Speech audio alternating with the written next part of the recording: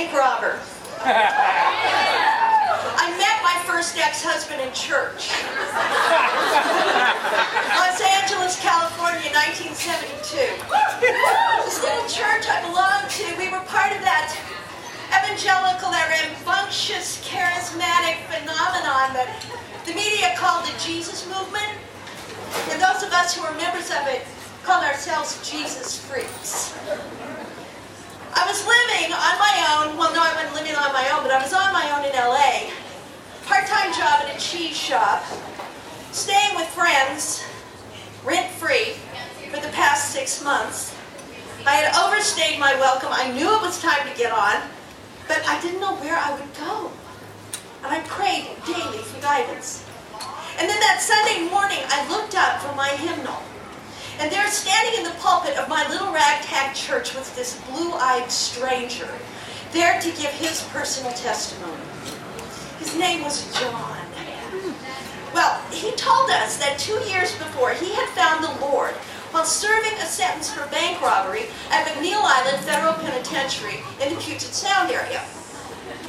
While he was in jail, he established a men's Bible study group. He supervised the Sunday school.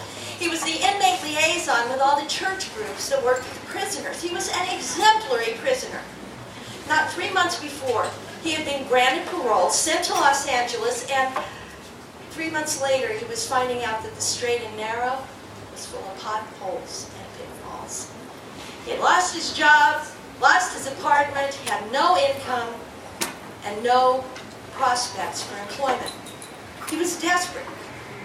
So desperate, in fact, that he decided he had to earn or get some money, a lot of money, the only way he knew how.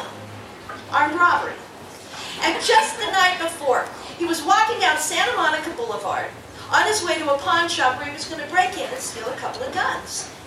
When who should be coming home from a late prayer meeting but my pastor, Pastor Kenny. Seeing this guy walking down the street looking despondent, hands in his pocket, Pastor Kenny thought, there is a soul who needs the gospel message. So he whips at you on Santa Monica Boulevard, pulls over to the sidewalk and says, "Brother, do you know the Lord?" Now there in the pulpit that morning, John told how he was so convicted when he heard Kenny's shout that he fell to his knees in tears and let Kenny pray for him right there on Santa Monica Boulevard. Praise God, I'm a new creation. I was riveted. We got to know each other, and I found out he dropped out of high school as a sophomore. I dropped out of college as a sophomore. He was unemployed. I was underemployed. He was homeless. Technically, so was I. We had so much in common. Obviously, the Lord had brought us together so that we could labor side by side in this vineyard. And 4 months later, on a Christmas tree farm in Malibu Canyon, we were married. I promised that I would love, honor, cherish, and obey this man. Well, my first test of obey came when I came home from work 2 weeks later and I found John hooking a U-Haul trailer to the Volkswagen. He said he couldn't find work in LA to save his soul. He still knew a lot of people in Tacoma. They could help him get work. It just made sense to go back up north. Obediently, I started packing. But when we got up north, it was no better than it had been in LA. I got a job as a file clerk. John's only income came from guest preaching engagements now and then. So that first year, we lived on minimum wage, love offerings, and food stamps. And I found out it's really hard being poor. Also found out it was really hard honoring those wedding vows. Love, honor, and cherish, no problem, but obey.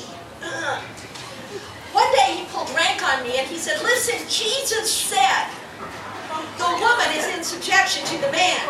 Without batting an eye, I said, "No, he didn't. It was St. Paul. Ephesians 5:22. In spite of this, I still gave it all I had because I thought we were working for a higher purpose. I thought it was all worth it. Until the day I came home from work early and I found my husband and 2 of his friends hunched over the kitchen table. And it didn't take me long to figure out that they were working out a plan to to raise a whole lot of money the only way they knew how. Love, honor, cherish, obey. That did not include aid and abet armed robbery. I knew what I had to do. I packed a bag and I got the hell out of there. Thank you.